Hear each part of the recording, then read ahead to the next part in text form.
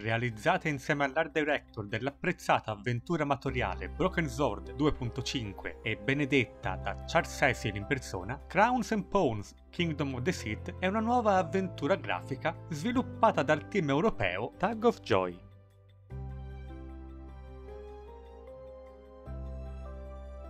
La storia ha come protagonista Milda Kovas, una normale ragazza di Chicago che un giorno riceve una lettera che la informa della morte del nonno, che nel suo testamento le ha lasciato la sua casa e tutte le sue proprietà, con l'unica clausola di recarsi in Lituania per reclamare la sua eredità. In caso contrario, perderà ogni diritto su di essa. Nonostante alcune difficoltà iniziali dovute alla mancanza di fondi, grazie all'aiuto dell'amica Dana riesce a mettere in atto un piano che le permette di comprare i biglietti aerei. Una volta arrivata però, riceve una chiamata anonima da una misteriosa voce maschile che sembra conoscerla bene e che intima alla ragazza di abbandonare ogni diritto sulla proprietà, in particolare su un preciso documento, ottenendo ovviamente l'effetto contrario e mettendo la ragazza sulle tracce di uno storico segreto rimasto a lungo sepolto nel passato. La trama del gioco propone un riuscito mix di avventura e umorismo e un buon cast di personaggi. Ci sono purtroppo alcuni elementi della trama che sembrano un po' affrettati ed un cattivo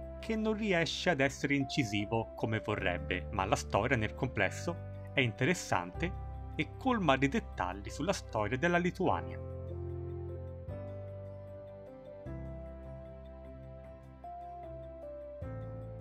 Crowns and Pawns segue il modello classico dell'avventura punta e clicca. Dovremo quindi collezionare ed utilizzare oggetti, parlare con i personaggi e risolvere alcuni puzzle in modo da proseguire così con la storia. I puzzle nel complesso sono logici e ben pensati, ma ci sono un paio di casi in cui la logica che li supporta lascia con qualche dubbio. Inoltre, alcuni dei puzzle propongono soluzioni diverse in base alla professione che sceglieremo a inizio avventura. Il gioco richiede in media tra le 6 e le 9 ore per essere completato.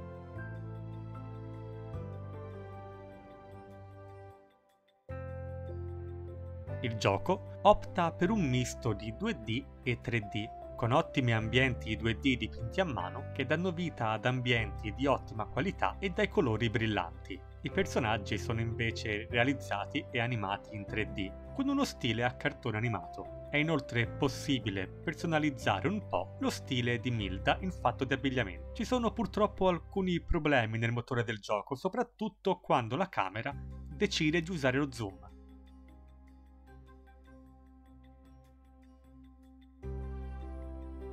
Il gioco è completamente doppiato in inglese da un ottimo cast di attori, con ogni performance che c'entra il bersaglio. Riguardo le musiche, sono varie e adatte alle situazioni, composte da Daniel Faros, che ha collaborato varie volte con la software house tedesca Dedalic. Purtroppo il gioco non è tradotto in italiano, ma l'inglese usato non è complicato e basta quindi una conoscenza scolastica per cavarsela.